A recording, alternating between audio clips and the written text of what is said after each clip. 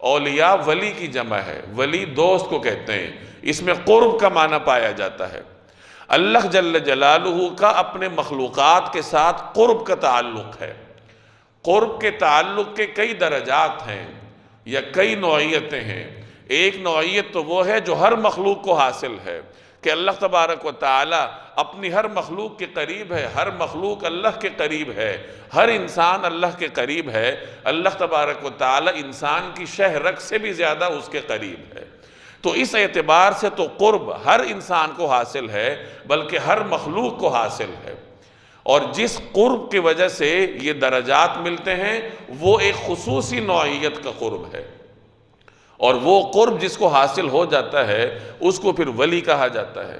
جیسے کہ ایک روایت کا مفہوم ہے، میرا بندہ نوافل کے ذریعے میرا قرب حاصل کرتا جاتا ہے یہاں تک کہ میں اس کی آنکھیں بن جاتا ہوں جن سے وہ دیکھتا ہے، میں اس کے ہاتھ پاؤں بن جاتا ہوں جن سے وہ کام کرتا ہے اور چلتا ہے۔ یعنی جب اللہ کے قریب کوئی بندہ جاتا ہے تو قرب کے درجات طے کرتے کرتے وہ مرحلہ آ جاتا ہے جہاں وہ بندہ اپنی مرضی اللہ کی مرضی میں فنا کر دیتا ہے۔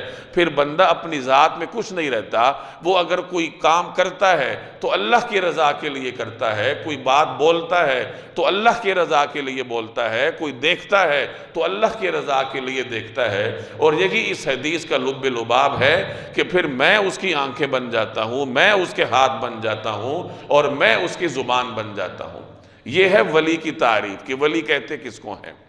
اور ولایت کے جو درجات ہیں ان میں اعلیٰ ترین درجہ تو پیغمبروں کو حاصل ہوتا ہے، نبوت کے ساتھ ولایت بھی ہوتی ہے، تو ہر پیغمبر کو ولایت کا اعلیٰ ترین درجہ حاصل ہوتا ہے، اور ادنی ترین درجہ اس شخص کو حاصل ہوتا ہے جو کہ اپنی ذات اپنے خالق کی ذات میں فنا کر دیتا ہے، اور وہ اپنے آپ کو فنا کے گھاٹ اتار کر اپنے لیے بقا کی راہیں تلاش کرتا ہے۔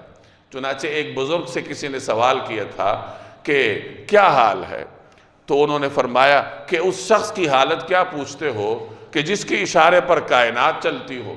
تو پوچھنے والے نے حیران ہو کر کہا کہ حضرت کیا فرما رہے ہیں، کائنات آپ کے اشارے پر چلتی ہے؟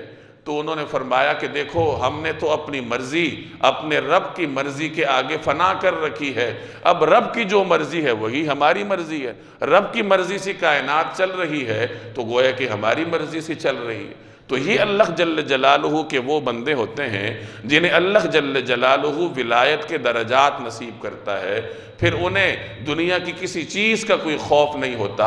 انہیں اگر خوف ہوتا ہے تو یہی ہوتا ہے کہ کہیں ہمارا رب ہم سے ناراض نہ ہو جائے۔ اور یہ درجات جناب رسول اللہ صلی اللہ علیہ وسلم کے فیض کی برکت سے حاصل ہوتے ہیں۔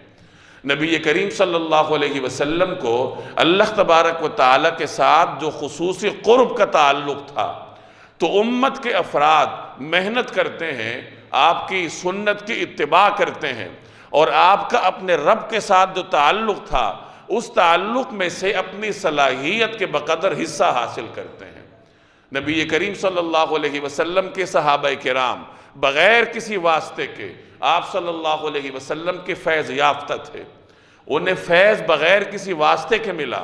اس کے بعد صحابہ کے واسطے سے، تابعین کے واسطے سے امت تک جناب نبی کریم صلی اللہ علیہ وسلم کا یہ فیض پہنچتا ہے۔ چنانچہ واسطے جتنے بڑھتے جاتے ہیں اتنی دوری آتی جاتی ہے، اور واسطے جتنے کم ہوں اتنا ہی فیض اپنی کامل شکل میں اللہ تبارک و تعالی ان بندوں تک پہنچاتا ہے۔ یہی وجہ ہے کہ اس امت میں علم کے اعتبار سے بھی سند کی قدر و قیمت رہی ہے، اور روحانی فیوزات کے اعتبار سے بھی سند کی قدر و قیمت رہی ہے۔ جب بھی کوئی حدیث روایت کرتا ہے تو سند کو دیکھتا ہے۔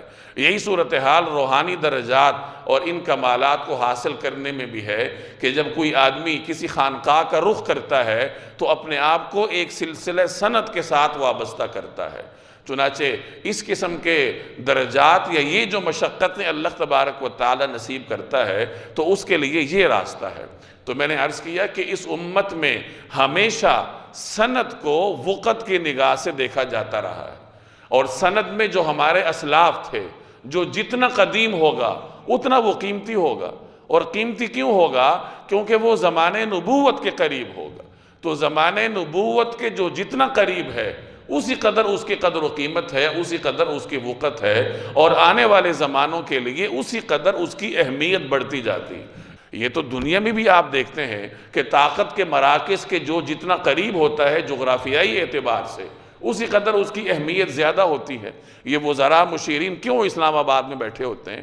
اگر کوئی شخص گوادر کے ساحل پر بیٹھا ہے تو وزارت عظمیٰ کے دفتر سے اس کا بھی رابطہ ٹیلی فون کے ذریعے ہو سکتا ہے، ویڈیو کال کے ذریعے بھی ہو سکتا ہے، لیکن گوادر میں بیٹھے ہوئے وزیر کی وہ قدر و قیمت نہیں ہوگی جو کہ دارالحکومت میں بیٹھے ہوئے وزیر کی ہوگی۔ کیوں؟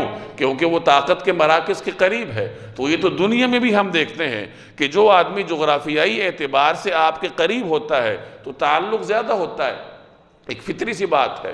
یہی صورتحال دین میں بھی ہے کہ جو آدمی زمانے نبوت کے قریب ہے اور جتنا قریب ہے، اللہ تبارک و تعالیٰ نے اسی قدر اس کی اہمیت بڑھا رکھی ہوتی ہے۔